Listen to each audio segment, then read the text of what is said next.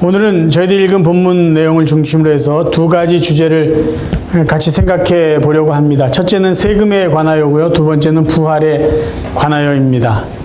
자, 세금에 관하여. 지금 우리가 읽은 마태복음 12장 13절에 그들이 예수님께 사람을 보냈다고 되어 있어요. 그들은 누구이고 예수님을 찾아온 사람은 누구일까요? 자, 여기서 먼저 그들이 누군지 우리가 정리해 볼 필요가 있습니다. 예수님께 사람을 보낸 그들은 다름 아닌 대제사장들입니다. 사실 한 시대의 대제사장은 한 명만 있어야 되는데 신약 성경을 이렇게 보면 대제사장이라는 표현이 아니라 대제사장들 이렇게 표현이 되어 있습니다. 아니, 원래 한 명만 있어야 되는 대제사장이 왜 이렇게 많았을까요? 그때 헤롯 왕은 정치적인 목적으로 대제사장을 돈을 주고 그 귀한 직책을 팔았습니다. 그래서 권력을 잡고 그렇게 하고 싶은 타락한 제사장들 중에 돈을 주고 대제사장직을 산 사람들이 있어요. 그래서 한 명만 있지 않고 예수님 당시에 대제사장들이 여러 명이 있었어요. 그만큼 종교와 정치가 결탁되고 타락했다라는 것을 저희들이 알 수가 있습니다. 그런 타락한 대제사장들이 예수님께 두 부류의 사람들을 보내요. 한 사람은 바리새인들이고요. 다른 한편 사람들은 헤롯 땅의 일부입니다. 자, 그러면 왜 바리새인들과 헤롯 땅을 보냈을까요? 그것은 예수님께 그 세금 문제를 이야기하고 질문하게 해서 고소할 빌미를 잡으려고 하는 속셈입니다. 세금 문제에 대해서는요, 예수님 당시에 로마 정부는 자기들이 식민지로 다스리는 모든 나라에 인두세를 징수하게 했습니다. 예수님 당시에는 디베료라는 로마 황제가 그 땅을 다스리고 있었는데요. 남자는 14세에서 65세, 여자는 12세에서 65세에 해당되는 모든 식민지의 사람은 한 데나리온이라는 세금을 의무적으로 납부해야만 했던 것이죠. 그런 상황에서 지금 대제사장들은 예수를 책잡으려고 죽일 어떤 건수, 빌미를 만들려고 바리새인과 헤롯 당원의 일부를 보냅니다. 자, 바리새인들은요, 민족주의가 강한 사람들이에요. 그래서 이들은 당연히 로마 정부에 세금 내는 것을 반대했던 사람입니다. 실제적으로 사도행전에 보면은요, 유다라는 사람이 그 유대인들을 자극해가지고 로마에 세금 내지 말라고 반란을 일으킨 사건도 있습니다. 어쨌든 바리새인들은 대표적으로 로마에 세금을 내는 걸 반대하는 사람들이었고요. 한편 헤롯 땅은 헤롯 왕의 부하들이에요. 그러니까 헤롯은 친로마 정부의 그 친로마 성향을 갖고 있는 정치인이었기 때문에요. 당연히 헤롯 당원들은 로마 정부에 세금 내는 것을 적극 찬성했던 사람들입니다. 그러면 이 대제사장들이 세금을 반대하는 바리새인과 세금에 찬성하는 헤롯 당원의 몇몇 사람을 예수님께 보내서 세금 문제를 질문한 건요, 굉장히 교묘한 책략이라는 거예요. 생각해 보세요. 예수님이 세금 내는 것을 찬성했다고 합시다.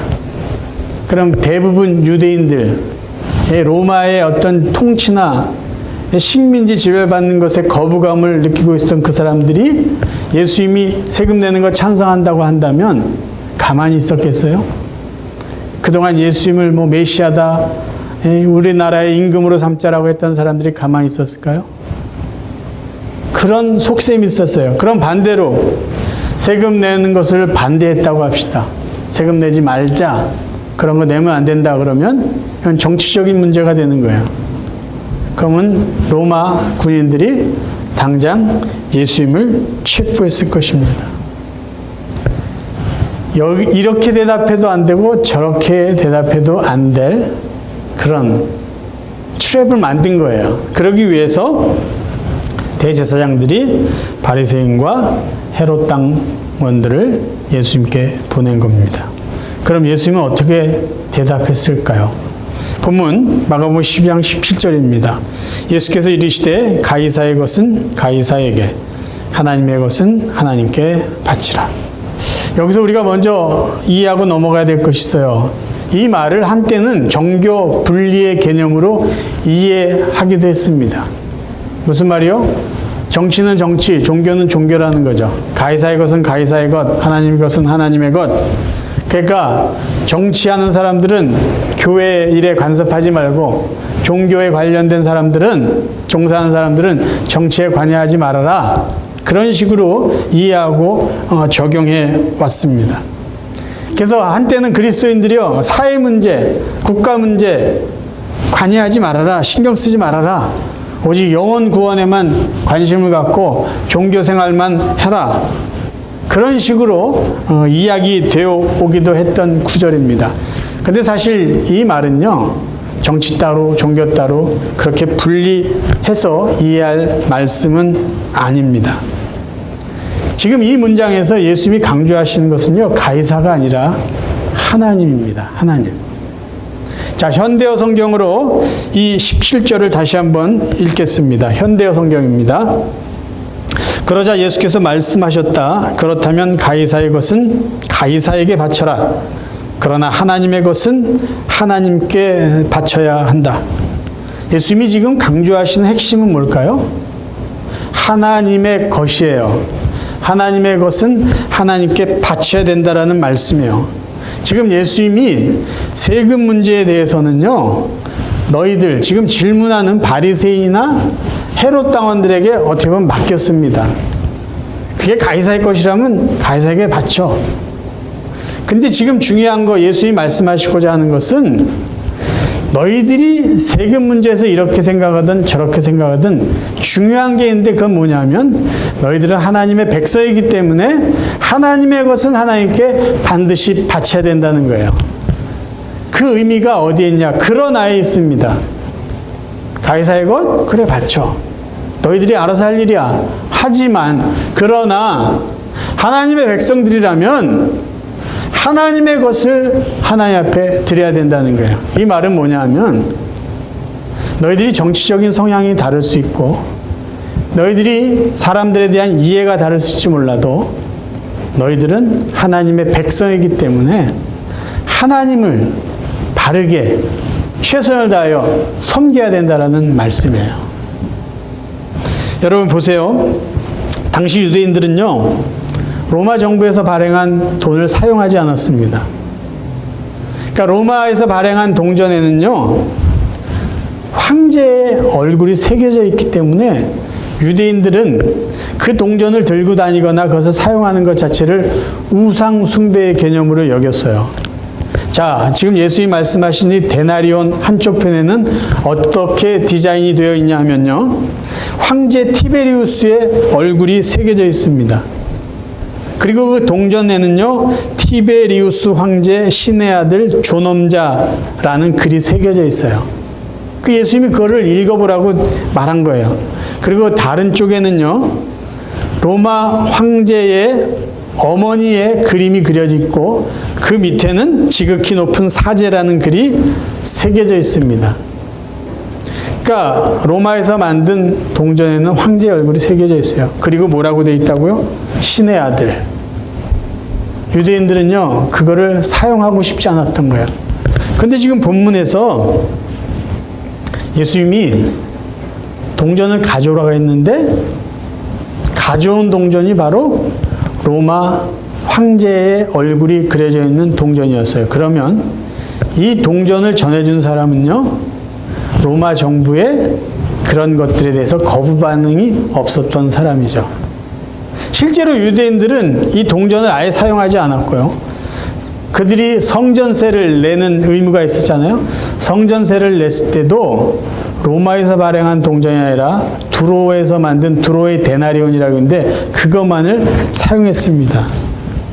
그러니까 지금 예수님이 보여달라고 한 그 동전, 황제의 얼굴이 새겨진 동전을 가져온 사람은 이미 로마 정부의 그런 것들을 혜택을 받고 세금 내는 거에서 거부감이 없었던 사람인 거죠. 그러니까 예수님이 가이사의 것은 가이사에게 바치라는 그 말 속에는 어떤 뉘앙스가 있냐면 지금 너희들 로마 정부의 혜택을 받고 있어? 당연히 세금을 내야지. 그 얘기를 하고 계신 거예요. 그러나 너희들이 혜택을 받고 그것이 문제가 되지 않는다면 당연히 해야 돼. 그러나 하나님 앞에 드려야 될 것들은 반드시 드려야 된다는 이 하나님과의 관계를 지금 더 강조하고 계신 것이에요. 저희가 미국에 살고 있어요. 미국이란 큰 국가에서 지켜주고 보호해주고 공급해주는 혜택을 다 받고 있습니다. 그럼 이 문제를 우리가 어떻게 해야 될까요? 내야 됩니까? 말아야 됩니까? 그건 질문 자체가 잘못된 거예요. 당연히 세금을 내야죠. 당연한 거 아니에요? 근데 이 본문에서 더 중요한 건 뭐냐면 하나님을 바르게 섬기라는 거예요. 세상의 일들 그건 상식선에서 해. 그거 한다고 하나님의 어떤 말씀이나 하나님의 통치 다스림을 받는 것에 대해서 무책임하게 넘어가지 말고 그러나 하나님의 것을 하나님 앞에 드려라. 하나님을 바르게 섬겨라. 하나님이 너희들에게 준 모든 은혜를 기억하고 받은 은혜를 하나님 앞에 다시 바쳐야 된다라는 말씀이에요. 어떻게 보면 세금 문제는 아무것도 아닐 수 있어요. 근데 우리는 자꾸 세금 문제에 초점을 맞추려고 한다는 거죠. 그거 별거 아니야. 너희들이 기억하고 반드시 해야 될 것은 하나님을 섬기는 것이라는 것을 지금 예수님은 강조하고 계신 것입니다. 왜 그랬을까요? 이 세상 모든 사람이요, 모든 나라, 모든 민족, 모든 부족, 지금 이 세계를 다스린다고 자기가 마치 신이라고 거만을 떨고 있는 로마 황제 가이사조차도 하나님의 통치 아래 있는 인간에 불과하기 때문에 세상의 모든 사람은 하나님을 바르게 섬겨야 된다는 이 메시지가, 그러나 하나님의 것을 하나님 앞에 바쳐야 한다는 이 예수의 말씀 속에 담겨져 있다라는 말입니다. 세금이 중요한 게 아니에요. 하나님의 것 하나님 앞에 바쳐야 됩니다. 왜요? 우리는 하나님 나라의 백성이기 때문입니다. 두 번째 저희들이 생각해야 될 것이요, 부활이에요. 예수님이 바리새인들과 헤롯 당원 일부에 대해서 그들의 아주 그 속셈들을 다 알고 외식을 알고 정말 하나님이 중요하다라는 말씀을 하고 나자마자 느닷없이 사두개인이 툭 치고 들어오는 거예요. 사두개인은 누구일까요? 어떤 사람일까요? 기본적으로 이 사람들은요, 부활을 믿지 않는 사람들이에요. 그리고 이 사람들은요, 그 시대의 종교계에서 아주 실세입니다. 성전을 관리했고요. 그 다음에 그 시대 이스라엘의 최고 의결기관이라고 하는 산헤드린의 수장 역할을 했어요. 권력의 실세입니다. 그리고 이들은 유대인들이 정경으로 따르는 구약 성경 전체를 다 믿지 않고 오직 모세 오경, 창세기, 출애굽기, 레위기, 민수기 5권만을 진짜 믿을 만한 가치가 있는 정경으로 인정했습니다. 그들이 모세 오경을 믿으면서 왜 부활을 믿지 않았나, 천사가 존재한다는 걸 믿지 않았냐 하면요, 모세 오경을 보면은 사후 세계에 대한 이야기가 없다라는 거예요. 그러니까 이들은 부활을 믿지 않았던 사람들이에요. 예수님이 바리새인과 헤롯 당원들과 세금에 대한 이야기를 하고 있다가 그 이야기가 마무리될 때쯤 이들은 느닷없이 부활이 없다라는 것을 예수님에게 증명하기 위해서 신명기 25장의 말을 근거로 예수님과 토론을 시작합니다. 신명기 25장 5절 6절을 읽겠습니다. 이 말은요, 여기는 유대인들의 결혼 제도가 나와 있어요. 형사 취수 제도라는 결혼 또는 계대 결혼 제도라고도 말하는 겁니다. 읽어드릴게요. 형제들이 함께 사는데 그중 하나가 죽고 아들이 없거든 그 죽은 자의 아내는 나가서 타인에게 시집가지 말 것이요 그의 남편의 형제가 그에게로 들어가서 그를 맞이하여 아내로 삼아 그의 남편의 형제된 의무를 그에게 다 행할 것이요 그 여인이 낳은 첫 아들이 그 죽은 형제의 이름을 잊게 하여 그 이름이 이스라엘 중에서 끊어지지 않게 할 것이니라. 지금 이 유대인들의 계대 결혼 제도나 형사 취수 제도는요, 사실은 상속자를 이어가기 위한 하나의 제도예요. 그리고 어느 한 가정의 시집간 여자가 과부가 되었을 때 경제적인 어려움을 당하지 않도록 그 과부를 보호하기 위한 조치이기도 했습니다. 그런데 이 말씀을 근거로 해서 사두개인들이 예수님에게 어떤 논리를 펴냐하면 이 형사 취수 제도를 만든 것을 보면은 부활이 없다라는 것이 분명한 것 같다라는 논리예요. 그들은 예를 들어서 이렇게 말합니다. 7명의 형제가 있는데 제일 맞이 형이 어느 여인과 결혼을 했는데 자식이 없이 죽었으면 모세의 율법대로 그 동생이 형수와 결혼하는 것 맞습니다. 근데 7명이 차례대로 결혼했는데 자식을 낳지 못하고 다 죽었어요. 그러면 부활이 있다고 하면 그래서 그 7명도 다시 살고 그 한 명의 여자도 다시 살아났을 때 그 여자는 누구의 부인이 됩니까? 이렇게 말도 안 되는 복잡한 상황을 하나님이 만들어 놓으셨겠어요? 그러니까 부활은 없는 것 아니겠습니까? 이런 논리예요. 그때 예수님이 이렇게 대답을 하십니다. 마가복음 12장 24절입니다. 예수께서 이르시되 너희가 성경도 하나님의 능력도 알지 못함으로 오해함이 아니냐. 너희들이 그렇게 생각하는 것은 성경을 제대로 알지 못했기 때문이고 하나님의 능력을 제대로 알지 못했기 때문이라고 지금 이야기하고 있는 것이에요. 그러면 그들이 알지 못하고 있는 성경은 무엇일까요? 자, 본문을 다시 한번 읽어보고 살펴보겠습니다. 예수님은 그들이 잘 알지 못하는 성경의 내용을 출애굽기 3장을 들어서 설명하고 있어요. 왜 굳이 출애굽기 3장이었을까? 제가 봤을 때 이들이 믿고 정경이라고 여겼던 것이 창세기, 출애굽기, 레위기, 민수기, 신명기 아니에요. 그러니까 예수님도 모세 오경 중에 출애굽기에 있는 말씀을 근거로 해서 이들이 모르고 있는 성경의 내용을 확인시켜 주신 것이죠. 자, 마가복음 12장 26절 다시 읽습니다. 죽은 자가 살아난다는 것을 말할진대 너희가 모세의 책 중 가시나무 떨기에 관한 글에 하나님께서 모세에게 이르시되 나는 아브라함의 하나님이요 이삭의 하나님이요 야곱의 하나님이로라 하신 말씀을 읽어보지 못하였느냐. 너희들은 이 성경을 잘 모른다는 거예요. 자, 뭘 모른다고 예수님이 지적하시냐면 여기서 하나님께서 나는 누구이다라고 말한 이 표현이 현재형이라는 것이죠. 그러니까 모세에게 나타나서 하신 하나님의 표현은 지금 나는 아브라함과 함께하는 하나님이다. 지금 나는 이삭과 함께하는 하나님이다. 지금 나는 야곱과 함께하는 하나님이다. 그 말은 뭐죠? 모세보다 400년 이전에 살았던 아브라함이 지금 하나님과 함께 있다는 거예요. 지금 바로. 너희들은 그거를 지금 모르고 있다. 조상들이 지금도 살아있는 것처럼 우리들도 너희도 다시 살아서 하나님과 지금, 바로 지금 살게 될 것이다. 그 이야기를 해주고 있는 것이에요. 지금.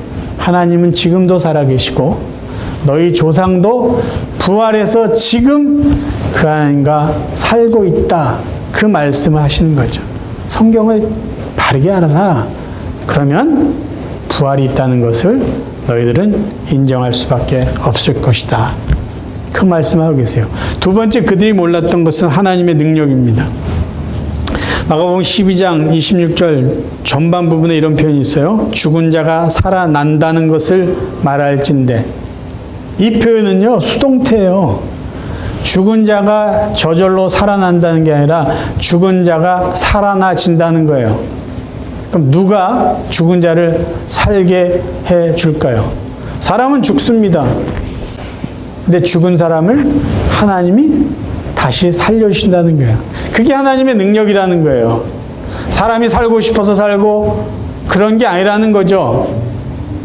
하나님이 예수님을 살려주셨어요. 예수님이 스스로 죽고 스스로 살아난 게 아닙니다. 예수님이 죽었지만 하나님이 그분을 살려주셨듯이 우리도 죽을 수밖에 없는 인간이지만 하나님이 다시 살려주시기 때문에 우리는 부활할 것이다라는 이야기를 하고 계세요. 고린도전서 6장 14절 말씀입니다. 하나님이 주를 다시 살리셨고 또한 그의 권능으로 우리를 다시 살리시리라. 고린도서 4장 14절이요.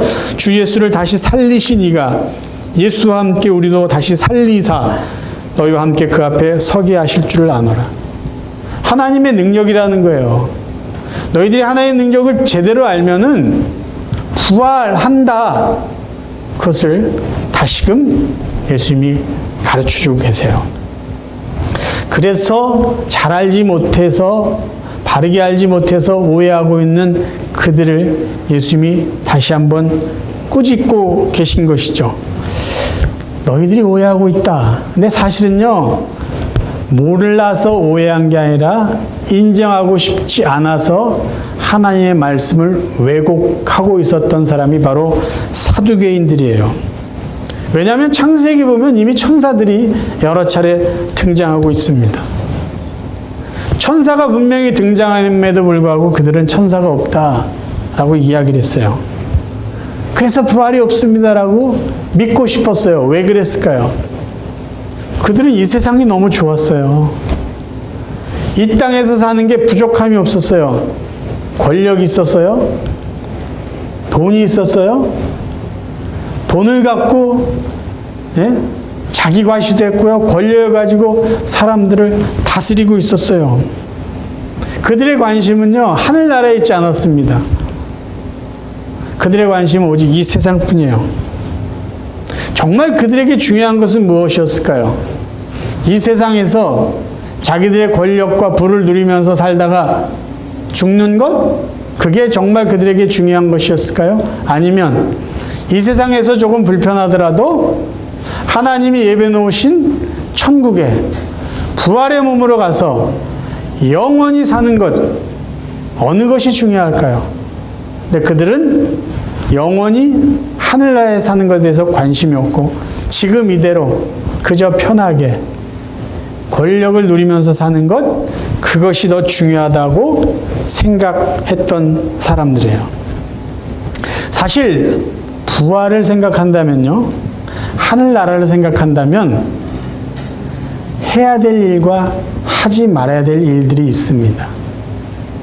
사두개인들은 그것까지 생각하고 싶지 않았던 것이에요. 그냥 이대로 살다 죽으면 끝이지.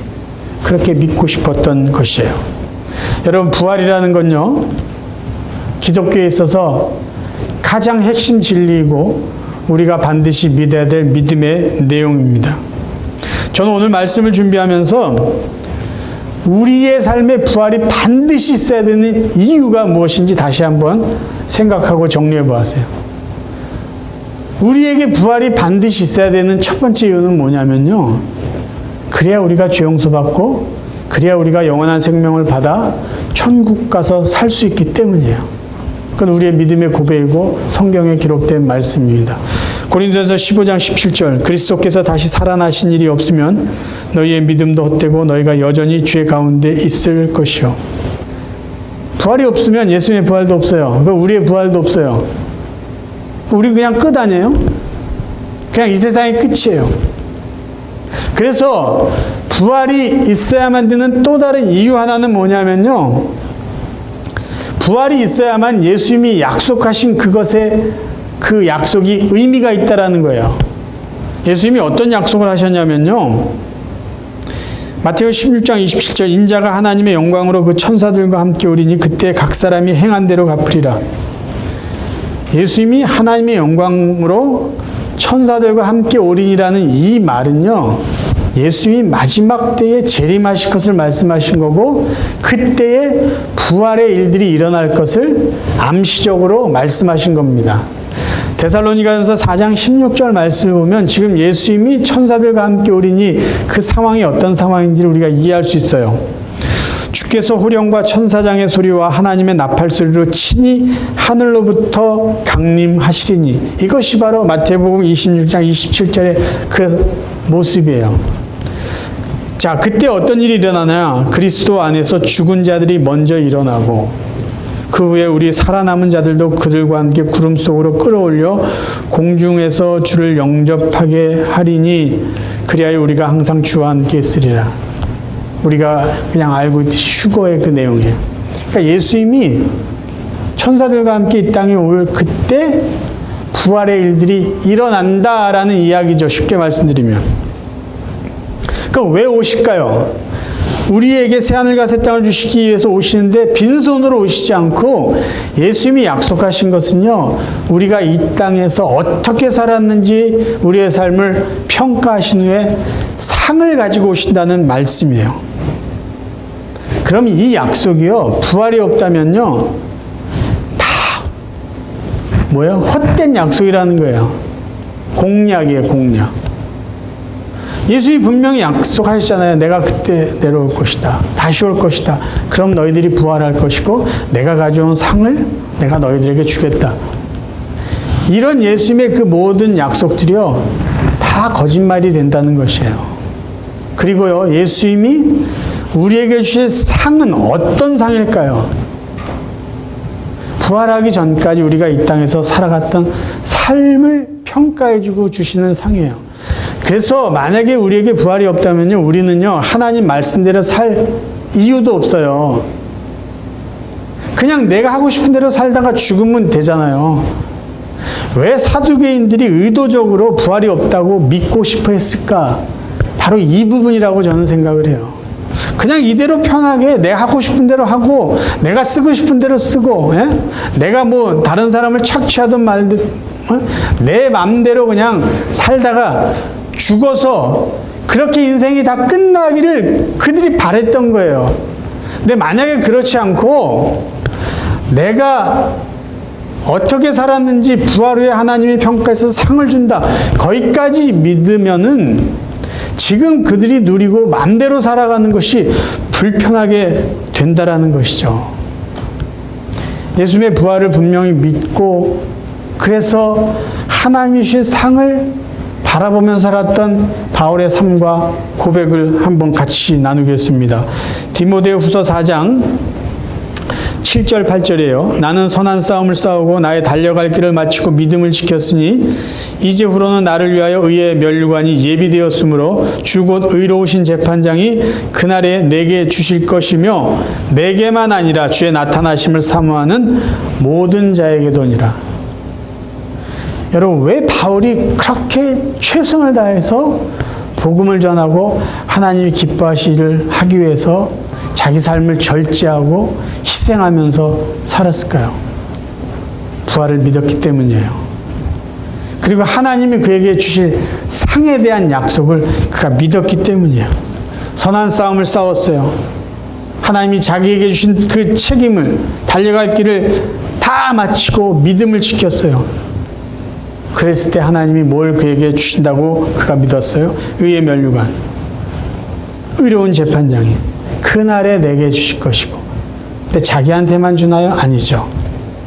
그 믿음을 갖고 하나님이 기뻐하실 삶을 살았던 모든 자에게도 주님이 주실 것을 바로 믿고 그러한 삶을 살았습니다.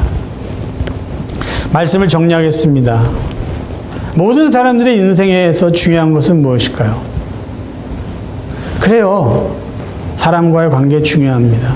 국가와의 관계 중요해요. 근데 가장 중요한 것은 무엇일까요? 하나님과의 관계입니다. 저희들은요, 정치적인 성향이 다를 수 있어요. 민주당일 수 있고 공화당일 수 있어요. 보수적일 수 있고 진보적일 수 있어요. 우리들의 삶의 배경이 다 다를 수 있어요. 문화적인 선호도가 다 다를 수 있어요. 심지어 이 나라에 살고 저 나라에 있어요. 사는 나라도 다를 수 있어요. 그런데 예수를 그리스도 믿는 모든 사람들이 절대로 인정하고 그리고 따라야 될 법칙들이 있어요. 그것은 뭐냐면요, 하나님 나라의 통치를 받고 하나님 말씀대로 사는 것이에요. 그래서 하나님의 것은 하나님 앞에 바쳐야 된다는 거예요. 하나님을 하나님으로 바르게 섬겨야 되는 것이, 정치적인 성향이 다르고 삶의 문화가 다르고 사는 나라가 다를지라도 하나님의 백성들이기 때문에 반드시 해야만 되는 삶의 책임이라는 것이에요. 그걸 지금 예수님이 말씀하고 계신 것이에요. 우리에게 중요한 것은 무엇일까요? 이 세상에서 그냥 편하게 살다 끝나는 인생이 아니기 때문에 우리에게 중요한 것은요, 하나님이 준비해 놓으신 영원한 하늘나라 천국을 소망하면서 사는 것입니다. 그리고 그 천국에 갔을 때 예수님께서 우리를 위해서 준비해 놓은 상까지 우리가 받을 것을 준비하고 기대하면서 우리는 살아가는 것이 이 세상에서 우리가 중요하게 여기고 살아가야 될 삶의 모습인 것입니다. 우리에게 허락해 주신 하나님의 구원은요, 하나님의 신실하심, 사랑 때문에 우리가 받아 누리는 거예요. 그리고 예수님께서 우리에게 주실 그 상은요, 그 보상은 예수님의 약속이기 때문에 우리가 누릴 수밖에 없는 또 다른 은혜입니다. 사랑하는 성도 여러분, 이제 우리는 주님을 만나러 살아가고 있는 사람들이에요. 종말을 향해서 달려가고 있는 사람들이에요. 이제 주님이 우리를 맞이해 주실 것이에요. 어떻게 우리는 주님을 맞이해야 될까요? 이 땅에서 부활을 믿고 영원한 천국을 소망하면서 주님이 우리를 위해서 준비해 놓으신 그 상을 받을 준비를 지금 우리가 살아가는 이 세상에서 제대로 감당하면서 정말로 기쁨과 영광 가운데 부활하신 주님을 만날 수 있는 저희 모두가 될 수 있기를 주님의 이름으로 축원합니다.